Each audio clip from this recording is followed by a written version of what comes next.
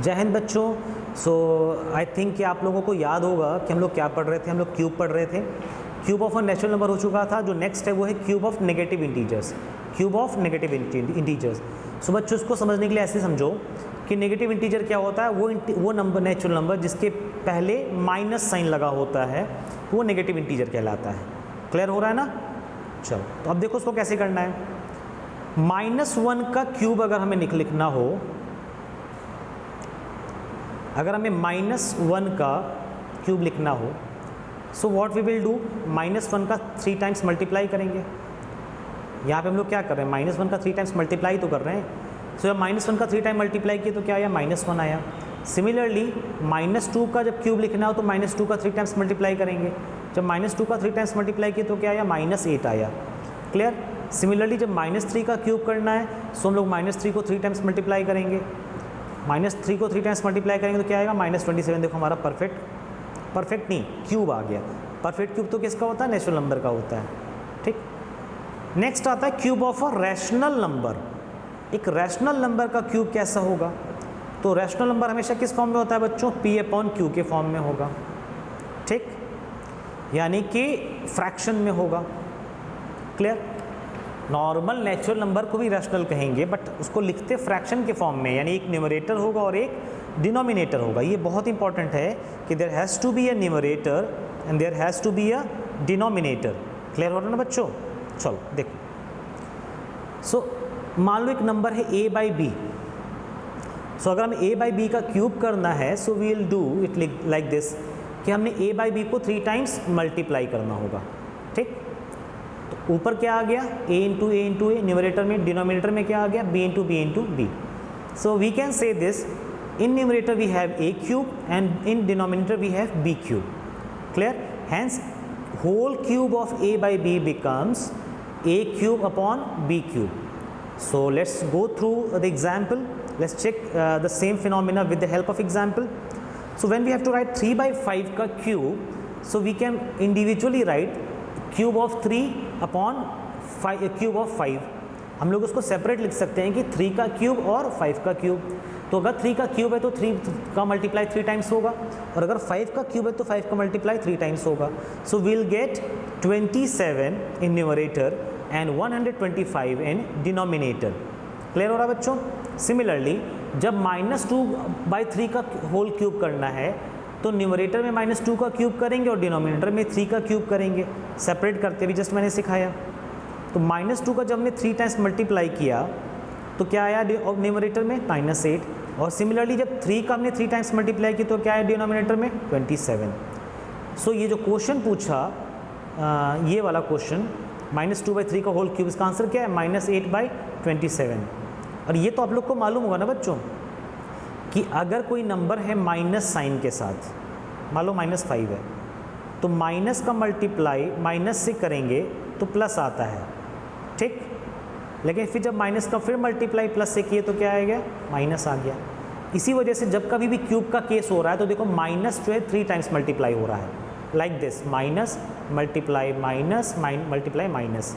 कोई भी नंबर ले लो, जैसे -1 इंटू -1 इंटू -1 है ना। तो देखो अब ऐसे केस में क्या हो, 3 बार माइनस हो गया तो माइनस माइनस प्लस हो गया, और फिर एक बार प्लस माइनस किए तो माइनस आ गया। चलो, सो नेक्स्ट आपका जो एग्जाम्पल है वो है find the cube of each of the following. जो पहला नंबर आपके सामने डिस्प्ले हो रहा है बच्चों को क्या है, -7 का क्यूब करना है। तो -7 का क्यूब मतलब -7 को लोग 3 टाइम्स मल्टीप्लाई करेंगे, और जब 3 टाइम्स मल्टीप्लाई करेंगे तो क्या आएगा, देखो 7 इंटू 7 क्या होता है, 49 होता है कि नहीं, तो 49। और जब हम लोग इस 49 का मल्टीप्लाई 7 से करेंगे सो वील गेट 343। क्लियर हो रहा है ना? चलो, और साइन क्या आ जाएगा, माइनस साइन आ जाएगा। सिमिलरली नेक्स्ट देखो क्या है, नेक्स्ट में 1 होल 2/3 है। तो 1 होल 2/3 का जब हमने क्यूब निकालने का कोशिश किया तो सबसे पहले हम लोग इसको इस मिक्स्ड, क्योंकि ये क्या है, मैं आपसे पूछूं बच्चों ये क्या है, तो आप कहोगे सर ये तो मिक्स्ड फ्रैक्शन है। तो जब इस मिक्स्ड फ्रैक्शन को कन्वर्ट करेंगे प्रॉपर फ्रैक्शन में या इम्प्रॉपर फ्रैक्शन में तो क्या आएगा, 5/3 आ जाएगा। 1 3 ज़ा 3 और प्लस 2 5/3। 5/3 का क्यूब मतलब इंडिविजुअल 5 का क्यूब और इंडिविजुअल 3 का क्यूब। तो 5 का क्यूब अगर ऊपर लिखना है तो 5 × 5 × 5, 3 का क्यूब लिखना है तो 3 × 3 × 3। क्लियर हो रहा है ना?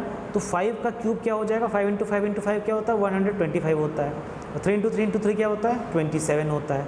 क्लियर हो रहा है ना? नेक्स्ट।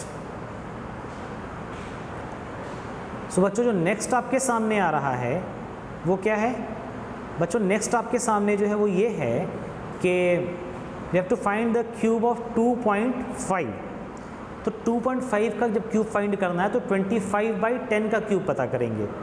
कैसे? देखो क्यों मैं ऐसे कर रहा हूँ, देखो तो 2.5 को भी जस्ट आप 7th में पढ़े होंगे कि इसको जब हमने फ्रैक्शन में कन्वर्ट करना होता है तो 25 लिखते हैं डेसिमल हटा करके, और नीचे 1 लगाते हैं, और डेसिमल के बाद जितने प्लेस तक डिजिट होता है उतना ही 0 लगा देते हैं। तो डेसिमल के बाद we have 1 place of digit, so हमने 1 0 ऐड कर दिया। तो that is why this 2.5 can be converted into 25/10। याद आया ना बच्चों? चलो, तो 25/10 जब लिखा हमने इसको तो 25/10 को फर्दर कैंसिल आउट भी करेंगे। किससे? 5 5 से 25 जाएगा और 5 2 10 जाएगा। देखो इसलिए यहाँ पे 5/2 का क्यूब कर दिया गया है। अब 5 का क्यूब ऊपर जाएगा और न्यूमरेटर में, और 2 का क्यूब डिनोमिनेटर में जाएगा। तो 5 का क्यूब यानी 5 × 5 × 5 विच इज़ 125। सिमिलरली 2 का क्यूब मतलब 2 × 2 × 2 which is 8। So at last ये कह सकते हैं कि 2.5 का क्यूब क्या हो गया, 125/8। क्लियर हो रहा है ना? जो लास्ट है एग्जाम्पल्स में वो क्या है, 0.06 का क्यूब। अगेन जब हमें 0.06 को कन्वर्ट करना है फ्रैक्शन में तो हम लोग 6 लिखेंगे, और इसके बाद कितने प्लेसेस तक डेसिमल है, 2 प्लेसेस तक। ठीक है, 2 डिजिट डेसिमल प्लेसेस तक है। तो हमने क्या करना है, इसको 100 से मल्टीप्लाई 100 से डिवाइड करना है। क्लियर? 100 से जैसे डिवाइड किए बन गया 6/100। फिर इसको फर्दर कैंसिल करेंगे 2 से, तो 2 3 ज़ा 6 और 250 ज़ा 100। अब 3 का क्यूब लिखेंगे सेपरेट और 50 का क्यूब लिखेंगे सेपरेट। तो 3 का क्यूब यानी 3 × 3 × 3 और 50 का क्यूब × 5 × 5 × 50 × 50 × 50। सो 27 न्यूमरेटर में आ जाएगा और डिनोमिनेटर में क्या आ जाएगा, 125 के बाद 000। इसको देखो करने का तरीका क्या है, नीचे वाला डिनोमिनेटर वाला, आप ऐसे 5 × 5 कर लो, क्या आया 125। और कितने टाइम्स 0 का मल्टीप्लाई हो रहा है, 3 टाइम्स 0 का मल्टीप्लाई हो रहा है, तो 3 टाइम्स 0 ऐड कर दो। क्लियर हुआ ना? चलो, सो बच्चों यहाँ तक का जो अभी तक जो मैंने पढ़ाया वो सारी चीज़ें क्या थी, वो सारी चीज़ें थी एग्जाम्पल्स की। अब एक चीज़ समझ लो थोड़ा सा, जो प्रॉपर्टीज़ होती हैं, प्रॉपर्टीज़ यानी जो रूल्स एंड रेगुलेशंस फॉलो होते हैं क्यूब नंबर के। तो पहली प्रॉपर्टी है the cube of every number is always even. एक इवन नंबर का क्यूब क्या होगा बच्चों, हमेशा इवन होगा। And cube of every odd number is odd. Her odd number का क्यूब बच्चों क्या होगा, ऑड होगा। सो अब जब आप इस चैप्टर पे 2 लेक्चर देख चुके हो, सो मैं आपको ये बता दूं कि अब आपका वर्क क्या है। मैं आपको होमवर्क यहीं पे बता देता हूँ। ये आपका एक्सरसाइज 4A का जो है कुछ थोड़ा सा होमवर्क है, ठीक है ना। आपको 8 क्यूब निकालना है, 15 क्यूब निकालना है, 21 क्यूब निकालना है और 60 क्यूब फाइंड करना है। सिमिलरली आपको 1.2 का क्यूब, 3.5 का क्यूब, 0.8 का क्यूब और 0.05 का क्यूब फाइंड करना है। Clear? Just try to do it. अगर नहीं होता है तो I will send you the solutions, या फिर I will prepare another video of the solution. Clear हो गया ना? चलो, that's all for the day बच्चों, थैंक यू।